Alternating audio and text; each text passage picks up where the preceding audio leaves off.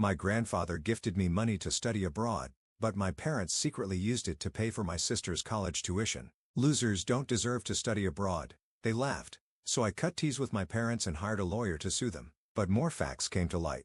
I had a happy childhood in a very ordinary family. We went on picnics with my parents and I have memories of running through the park, accompanied by my mother's warm smile. Everything felt like an irreplaceable treasure. However, everything changed the moment my sister was born. Her name is Samantha. She joined our family when I was 6 years old. I understood even then how adorable a newborn baby could be. Both my parents adored Samantha, delighting in her every move. I never imagined that this would gradually begin to constrict my heart. My mother clearly started devoting more time and affection to Samantha. It began with small things. When I came home from elementary school, snacks were delayed because my mother was busy with Samantha. These small things escalated. From a young age, Samantha was flexible, and once my mother recognized her talent, she started taking her to ballet classes. The weekends were nearly consumed by driving her to and from ballet, and our family's plans revolved around her practices and recitals. Even when I wanted to go to the zoo, I was briskly dismissed with, "We don't have time for that." Family trips were similar. The chosen destinations were always places Samantha was interested in, and I quietly suppressed my own desires. By the time I was in middle school, the daily household chores had become my responsibility. After school, cleaning, laundry, and preparing dinner became my routine tasks, all because my mother wanted to focus on Samantha's practice. This felt beyond mere helping out at times. I felt treated like a servant, and the hardest part was the silent pressure from my mother. Even while I studied, she would frown and ask, "Aren't you done with the laundry yet?" I never heard the words, "Thank you for always helping out with the housework," or, "You're doing great," which I longed for. On the other hand, Samantha always received kind words like, "You were wonderful on stage," or, "You're really doing well." I felt isolated in my own home, and even when I tried to assert my place in the family, my mother always brought the conversation back to Samantha. As Samantha received accolades for her ballet, I supported her with mixed feelings, but believed in my heart that one day, my own worth would be recognized. I dreamed of the day when I could truly live my life freely. By my third year in middle school, I was determined not to expect anything from my family anymore. I had to carve out my own life. By focusing on school club activities and planning to find a part-time job, I began to create my own world. It felt much freer and more authentic. Throughout high school, I worked harder than anyone else and kept my grades at the top of my class. As a result, I received an offer from a prestigious overseas university to study there as a scholarship student with a full tuition waiver. The only issue was covering my living expenses abroad. I brought up this topic during dinner after returning home from school one day. I heard from my teacher that I can study abroad as a scholarship student. The tuition is waived, so if you could just help with the living expenses, I said, my heart swelling with hope. My mother put down her chopsticks and sighed deeply. "That's a great opportunity, but we just can't afford it," she said. "What?" I was stunned by the unexpected response. My father continued, "Samantha is going to start lessons with a famous teacher next year, and that's going to be expensive. Supporting her dream is our top priority." "But what about my dream? This is the result of all my hard work," I argued desperately. My mother looked at me with a slightly cold gaze. "We simply don't have the money to cover your living expenses abroad. Why are you asking for something impossible?" Their words pierced me like a knife. Was my effort really worth so little compared to my sister's dream? Unable to secure my parents' support, I had to give up on the idea of studying abroad. Instead, I decided to attend a local university.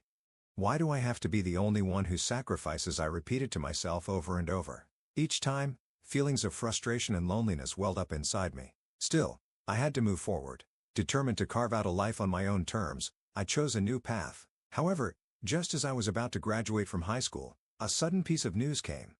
My grandfather had passed away due to illness. From a young age, my grandfather had always shown me particular affection. When I heard of his death, an indescribable sadness filled my heart. His presence had been significant in my life, and I vividly remember the summer vacations we spent together, and how seriously he listened to my plans for further studies.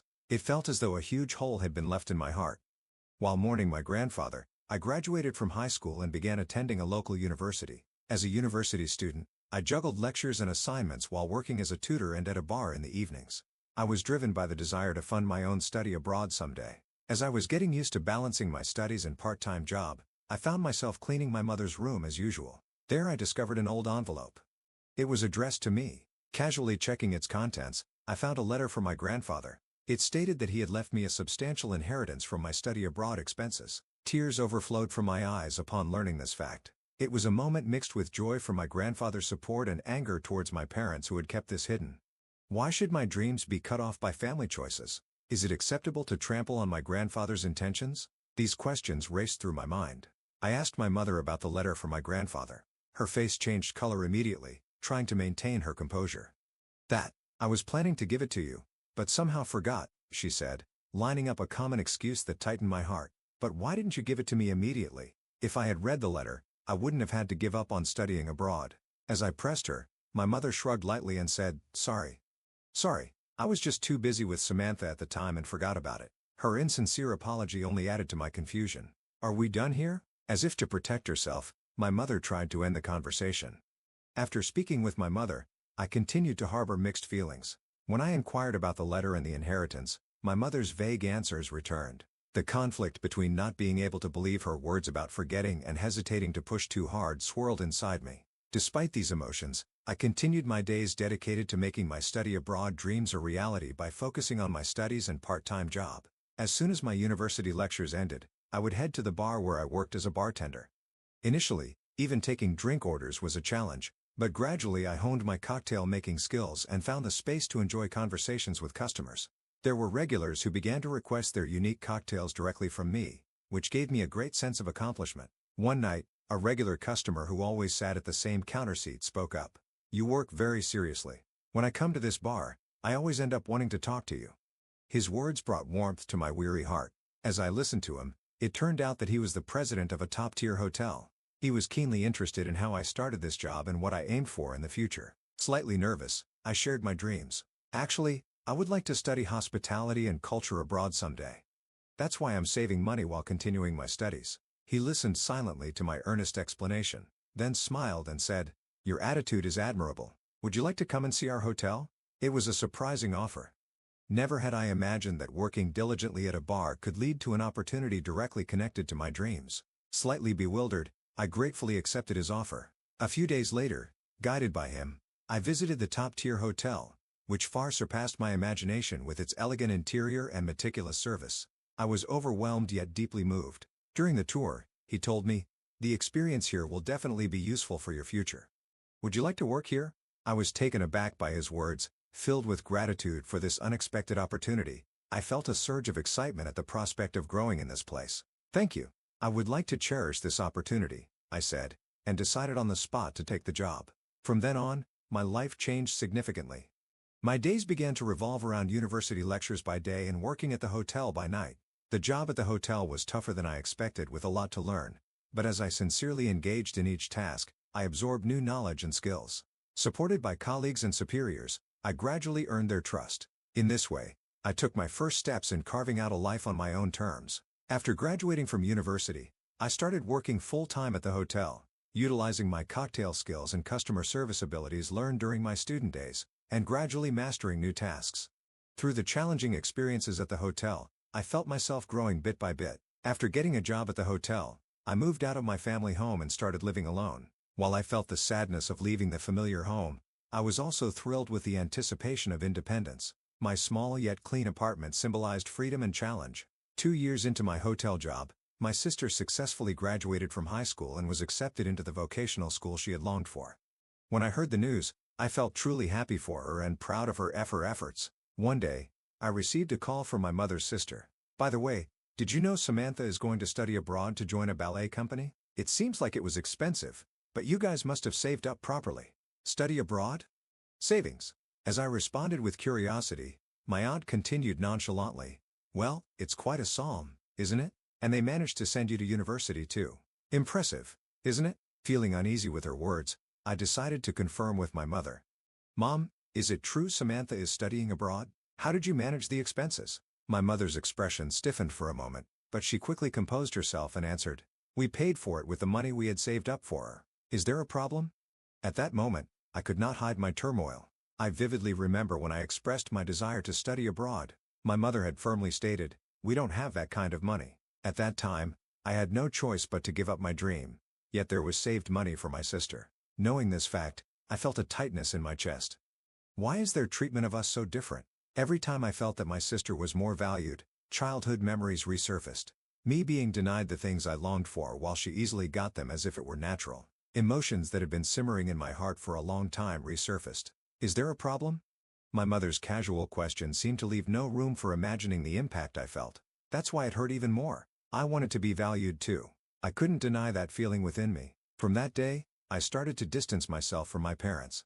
The hotel job became a refuge for me, and I found myself immersed in it. Amidst the busy days, I was trying to regain myself. Even when I returned home tired, the sense of accomplishment from work began to support me little by little. One day, my parents suddenly called me home to talk, and there was an ominous air about it. With a sense of dread, I headed to my parents' house. Amidst various anxious thoughts, I was not prepared for what awaited me. Upon entering the house, my father seemed unusually subdued. When I asked, "What's wrong?" my mother opened her mouth with a puzzled look. "Actually, your father was deceived by a friend and lost a lot of money." Surprised, yet trying to grasp the situation, I asked, "How much are we talking about?" Maintaining my composure, I pressed for details, and my mother answered in a low voice, "About $40,000. It was money we had borrowed." $40,000? How are you going to repay it? That's why we have a favor to ask. Could you lend us some money just for a while? Confused by the unexpected proposal, yet seeing my mother's earnest expression, I was at a loss for words. However, unable to abandon my family, I eventually agreed to temporarily provide funds by setting up a new account. "All right, but please make sure to repay the money once things settle down." "Thank you. It really helps us a lot," my mother said with tears in her eyes. My father also apologized with a look of regret. However, the unease lingering in the air was not entirely dispelled. Months later, on Thanksgiving, I returned home after a long absence, enveloped by nostalgic smells. As I opened the door, the savory scent of turkey roasting wafted from the back. In the living room, my parents sat on the sofa, and Samantha, who had returned home temporarily from her studies abroad, was there too. Next to her sat her boyfriend. I was a bit surprised and felt a twinge of wariness inside. Samantha was laughing and talking happily with him, and my father began to speak joyfully as he watched them. "Look, isn't Samantha's boyfriend handsome? Plus, he works at that top-tier company," he said. My mother also nodded proudly, unconsciously boasting about Samantha's boyfriend. Each word tightened my chest, and my gaze shifted away. "Mom, you mentioned recently that studying abroad was expensive for Samantha. What happened with that?" I asked cautiously. My mother quickly responded, "Well, she improved her grades, so I gave her a bit more money. But her boyfriend helps out a lot, so it should be fine. His parents like Samantha a lot and support her too." Samantha's boyfriend's parents were wealthy and well-known locally. His family owned a large estate known for hosting lavish parties each year. His father was the CEO of a well-known company, and his mother was a socially influential figure. When Samantha started dating him, I was astounded by his family's status and wealth. The conversation continued with stories about Samantha and her boyfriend. Initially, I listened with a smile, but gradually I grew weary. As the boasts about his achievements and romantic surprises continued without end, I nodded along while inwardly sighing. Even during this precious family time, the focus was solely on her and her boyfriend. I tried to change the subject, but Samantha paid no heed, and I ended up just listening silently. A few days after Thanksgiving, I went to the local supermarket to pick up some groceries. As I walked through the store, I suddenly heard my name called from behind. Turning around, Aunt Dorothy stood there with a smile. "Oh, it's been a while. How have you been?" "Aunt Dorothy, it's been a long time. I'm doing well, and you haven't changed a bit." "Thank you. By the way, have you heard about Samantha's engagement party?" "An engagement party?" Surprised, I listened as my aunt continued cheerfully. "Yes, they're planning it for next spring in Hawaii." "In Hawaii? That sounds incredibly lavish." "Yes, they're inviting his family too, so it'll be a bit of a trip." "You're going, right?" Caught off guard by the sudden news, I clenched my shopping basket. "No, I haven't heard anything yet. How will the party expenses be managed?" "You don't need to worry about that. Dad left Samantha an inheritance, which will be used for that." "An inheritance?"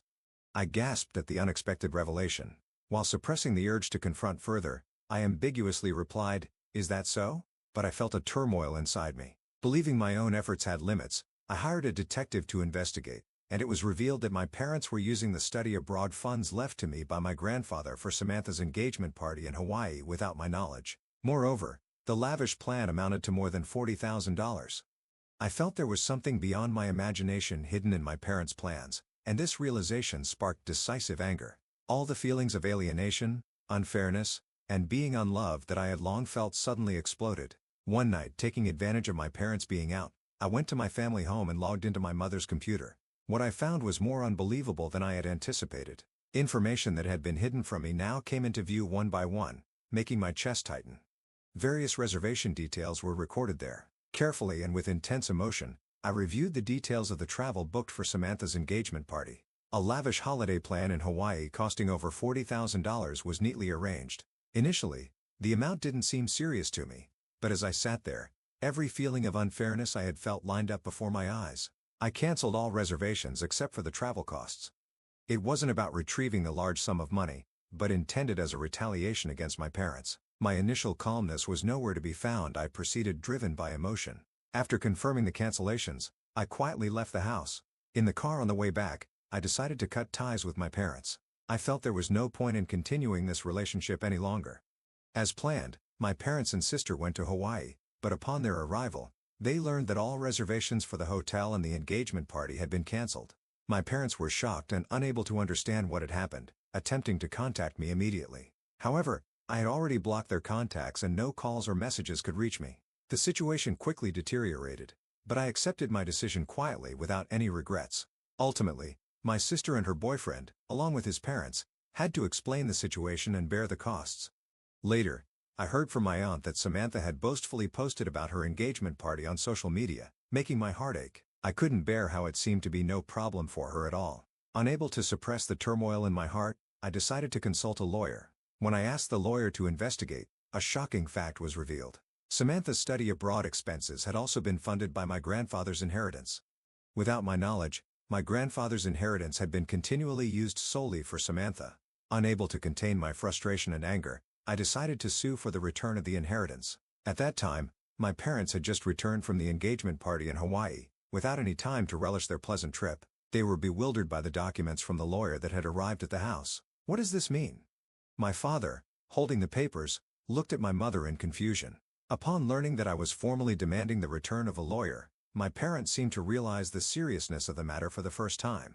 However, my resolve was unshaken. To correct years of unfairness, I decided to fight. Then, I took a step further and directly called Samantha's boyfriend. I told Samantha's boyfriend about my parents borrowing money from me and using the money my grandfather had left for my study abroad for her engagement party. At first, he refused to believe it, saying, "That can't be true." However, I calmly explained the facts and sent him emails as evidence. After a moment of silence, he exhaled softly and murmured, "Samantha never mentioned any of this to me." Eventually, this information reached his parents as well.